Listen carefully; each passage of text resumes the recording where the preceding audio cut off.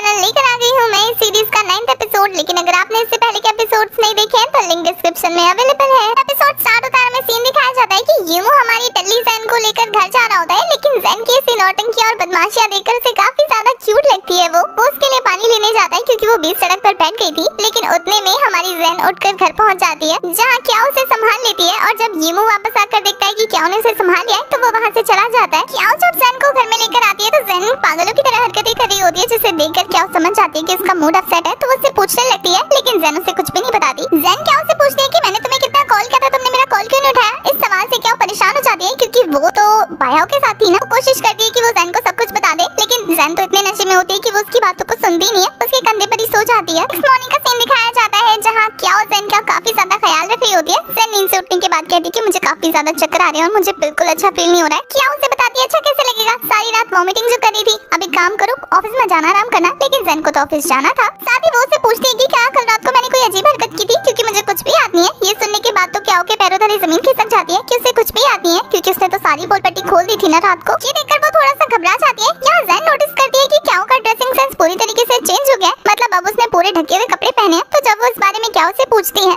वैसे तो क्या ने ये बाईहाओ के लिए किया था, लेकिन वो कहती है कि उसका मूड कर रहा था। और वो उसके आगे के सवालों से बचने के लिए ऑफिस जाते हुए कहती है कि एक काम करना, अपनी याददाश्त को थोड़ा वापस लाने की कोशिश करना, बहुत जरूरी चीजें भूल चुकी हो तुम। नेक्स्ट सीन में दिखाया जाता है कि ज़ेन ट्रैफिक पे खड़ी होती है, जहाँ पर सेफ होने पर वो सबको चिल्लाकर बोल रही होती है कि सेफ है। और ऐसा ही वो बचपन में किया करती थी। ये बात बाईहाओ को पता थी और वहाँ बाईहाओ मौजूद होता है, तो उसे ऐसा लगता है कि ज़ेन है, जो कि सच था। यही चेक करने के लिए वो क्या को कॉल करता है क्योंकि उसके अकॉर्डिंग तो क्या ज़ेन है। लेकिन जब उसे पता लगता है कि क्या आसपास नहीं है तो ये देखकर वो थोड़ा सा कंफ्यूज होता है। ज़ेन जब ऑफिस जा रही होती है तब उसकी मॉम का कॉल आता है और वो उसको और क्या को इनवाइट करती है। ज़ेन की जॉब लगने की खुशी में वो सेलिब्रेट करना चाहते थे। जब ज़ेन अपनी मॉम का कॉल रखने के बाद अपनी कॉलिंग लिस्ट चेक करती है तो उसे पता लगता है कि उसने रात को बाईहाओ को कॉल किया था। ये देखकर वो काफी ज्यादा कंफ्यूज हो जाती है और भागती है घबराकर। यूमू के पास पहुंचती है। यूमू से पूछती है कि क्या कल रात को मैंने बाईहाओ को कॉल किया था। यूमू तो ऑलवेज उसके मजे लेने बैठा होता है। वो कहता है हाँ किया था। वो कहती है कि क्या हमने बात की थी। वो कहता है हाँ तुम लोगों ने बहुत देर तक बात की थी। ये सुनकर तो ज़ेन काफी ज्यादा परेशान हो जाती है और फिर वो यूमू से रिक्वेस्ट करने लगती है कि वो उसे बता दे कि हमने क्या बात की थी। लेकिन यूमू तो यूमू ठहरा काफी मजे लेने लगता है। कहता है मेरे कंधे में दर्द हो रहा है, मुझे याददाश्त कमजोर हो गई, मुझे याद नहीं आ रहा। और ज़ेन से अपनी मालिश करवाने लगता है। उसके बाद वो उसे फूड लेने के लिए भेजता है। ज़ेन भी उसके लिए काफी सारा फूड लेकर आती है और फिर बिल्कुल एक खानसामा की तरह उसमें मेहमान नवाजी करने लगती है। सर्वेंट की तरह उसको पेश कर रही होती है। यहाँ यूमू अपने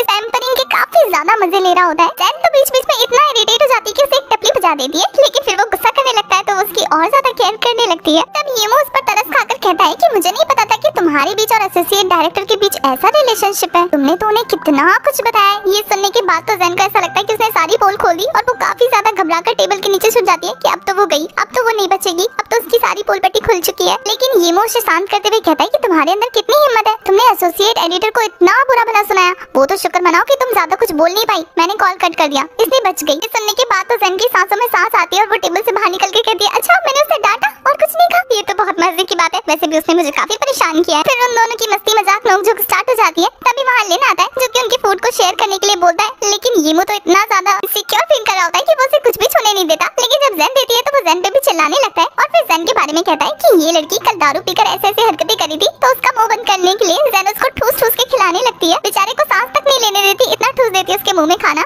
लेकिन जब फिर लेन उससे सवाल पूछने लगता है तो वो लेन के मुंह में भी ठूस देती है कि वो ज्यादा सवाल ना पूछे। उन तीनों को इस तरह मस्ती मजाक करते हुए दूर से बाईहाओ देख रहा होता है और उसे काइंड ऑफ जेलसी हो रही होती है। वो कहता है कि ये तीनों कुछ ज्यादा क्लोज नहीं है, लेकिन फिर अपना डोर लॉक करते हुए अपने काम में बिजी हो जाता है। उसी तरह सभी एम्प्लॉइज को खबर मिलती है कि ज़ोई की तबीयत काफी ज्यादा खराब हो गई थी। कल रात को इतनी देर तक काम कर रही थी कि उसकी तबीयत खराब हो गई और वॉचमैन उसे हॉस्पिटल लेकर गया और अभी वो हॉस्पिटल में एडमिट है। ये जानने के बाद हर कोई बाईहाओ से नाराज हो जाता है। जब बाईहाओ आकर उनकी कंडीशन पूछता है तो कोई भी उससे सीधे मुंह बात नहीं करता। ये देखकर उसे काफी अजीब लगता है। ज़ेन को भी उसके लिए काफी बुरा लगता है। दूसरी तरफ डायरेक्टर को दिखाया जाता है जिसके पास एक एम्प्लॉय जाकर उसे ज़ोई के बारे में सब कुछ बता देती है। तो डायरेक्टर इसे खुद हैंडल करने का बोलकर सभी एम्प्लॉइज के पास जाती है। जहाँ ज़ेन जैसे ही डायरेक्टर को बाईहाओ के बारे में बता रही होती है वो कहती है कि वो खुद हैंडल कर लेगी। तभी उतने में वहाँ बाईहाओ आ जाता है और डायरेक्टर सबको अनाउंसमेंट करती है कि जैसे ही सभी माहौल ठीक हो जाएगा तो वो एक पार्टी थ्रो करेंगे, क्योंकि उनके पास नया कॉन्ट्रैक्ट आया है यूरोप की कंपनी से, जो कि बाईहाओ की वजह से पॉसिबल हो पाया है। और रहा सवाल ज़ोई का, तो वो उसके लिए फ्लावर्स लेकर जाएगी उसे हॉस्पिटल में मिलने के लिए और उस पर थोड़ा वर्क प्रेशर कम करने का भी बोलेगी। सबके वहाँ से जाने के बाद हमें ज़ेन को दिखाया जाता है जिसके पास यूमू आता है और उसे कहता है कि ये डॉक्यूमेंट प्रिंट करके एसोसिएट डायरेक्टर को देकर आ जाओ, क्योंकि उसे मीटिंग में जाना है तो ये काम वो अभी नहीं कर सकता है, इसलिए वो ज़ेन को बोल रहा है। तो ज़ेन कहती है कि तुम्हारा काम है तुम करो, मैं नहीं कर सकती।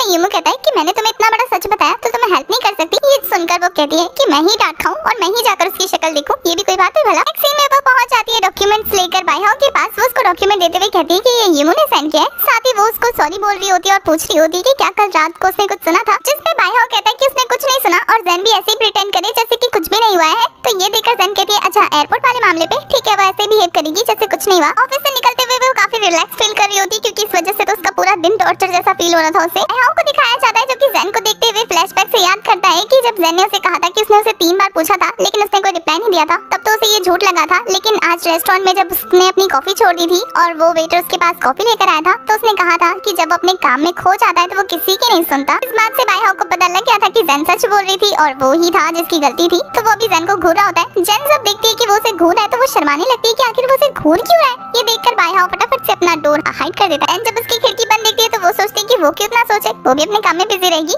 ये सोचकर अपने काम में लग जाती है। दूसरी तरफ हमें हांशुए को दिखाया जाता है जो कि सीईओ को देखती है तो उसे ख्याल आता है कि क्यों ना वो तीनों बॉयज की फोटो देखे और मैच करे कि किसकी शक्ल सीईओ से मिलती है। नेक्स्ट सीन में बैठकर वो यही कर रही होती है, सबको नंबर दे रही होती है कि कौन सबसे ज्यादा सीईओ से मिल रहा है। तो पहले तो वो होशंग को देखती है जो कि 15% मिल रहा था, फिर वो लिन को देखती है जो कि बिल्कुल भी मैच नहीं कर रहा था। उसके बाद लास्ट में बारी आती है यीमू की, तो यीमू तो 30% मैच करता है। ये देखकर वो काफी खुश होती है, लेकिन फिर भी वो अभी तक कंफर्म नहीं कर पाई थी कि आखिर सीईओ का ओरिजिनल बेटा है कौन। तो वो अपना दिमाग दौड़ाती है और ऑफिस के डाटा रूम में जाकर वहाँ की सिस्टर को मक्खन लगाने लगती है। वो सबकी इन्फॉर्मेशन उसे देखने दे। पहले तो सिस्टर यांग उसे मना कर दी है, लेकिन जब वो गिफ्ट देखती है तो वो भी मान जाती है। कुछ देर के लिए उसे सबका डाटा दे देती है चेक करने के लिए। अंजुए तीनों बॉयज का एड्रेस चेक कर रही होती है। पहले वो लिन का डाटा चेक करती है जिसमें उसका एड्रेस ऐसी जगह का था जहाँ गरीब लोग रहते हैं, तो ये देखकर वो उसे रिजेक्ट कर देती है पूरी तरीके से। उसके बाद वो होशंग का देखती है जो कि उसे काफी रिच लगता है क्योंकि इसकी सोसाइटी थी। एंड में वो यूमू का डाटा देखती है जहाँ पर उसका एड्रेस उसे कुछ फेक लगता है क्योंकि उसका एड्रेस उसके घर के आसपास कहीं था, लेकिन उसे लोकेशन मैच नहीं मिल रही थी।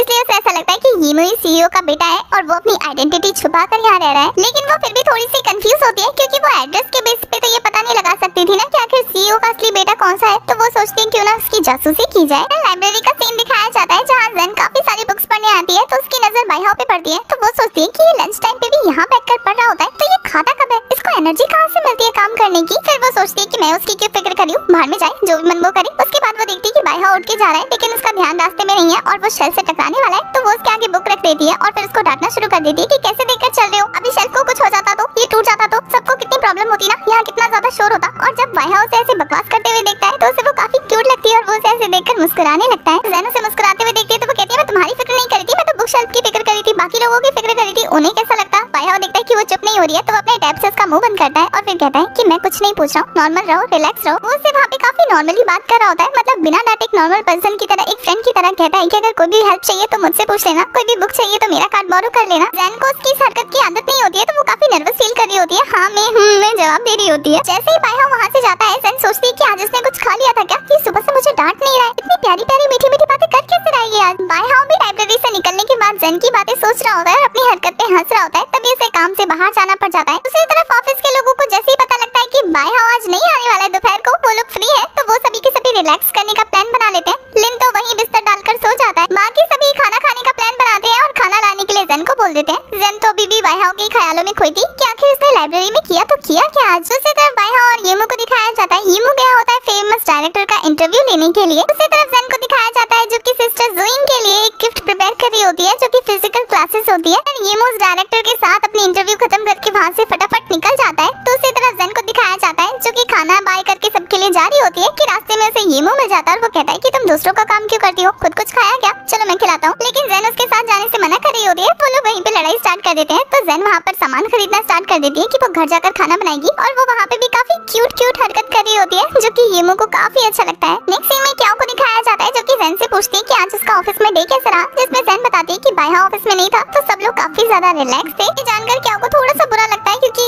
बाइहाओ ने उसके टेक्स्ट का रिप्लाई नहीं किया था, तो थोड़ी सी अपसेट होती है। यहाँ जेन को फर्स्ट सैलरी मिली थी तो वो क्याओ से पूछती है कि उसे क्या चाहिए, तो क्याओ कहती है कि उसने अपनी सैलरी कहाँ खर्च की, तो वो बताती है कि उसने सबके लिए सब कुछ खरीदा है लेकिन खुद के लिए कुछ नहीं खरीदा। तो क्याओ उसे डांट देती है कि अगर उसने उसके लिए कुछ नहीं खरीदा ना तो वो उसे कुछ भी नहीं खरीदने देगी आइंदा से। नेक्स्ट मॉर्निंग का सीन दिखाया जाता है जहाँ सिस्टर जुइन ऑफिस में वापस आ जाती है, जिसे देखकर ऑफिस के लोग काफी ज्यादा खुश और चीयर अप फील कर रहे होते हैं। यहाँ जेन उनको उसका गिफ्ट भी देती है जो कि उसे काफी पसंद आता है। फिर वहाँ डायरेक्टर आती है जो कि सिस्टर जुइन को देखकर काफी खुश होती है और वो उसे बताती बोलती है कि तुम्हारे आने की वजह से हम लोग पार्टी पोस्टपोन कर रहे थे, लेकिन अब तुम आ गई हो तो हम पार्टी कर सकते हैं, तो तुम तैयार हो? तो इस बात पे वो काफी ज्यादा खुश होती है। वो सभी बाई हाउ को भी आने के लिए बोलते हैं, लेकिन पहले तो बाई हाउ मना कर देता है, लेकिन जैसे ही सिस्टर जोइंग रिक्वेस्ट करती है वो मान जाता है। देखकर सब लोग काफी ज्यादा खुश होते हैं। नेक्स्ट सीन पार्टी का दिखाया जाता है जहाँ वो सभी सेलिब्रेट कर रहे होते हैं। इसी के साथ हमारा ये वाला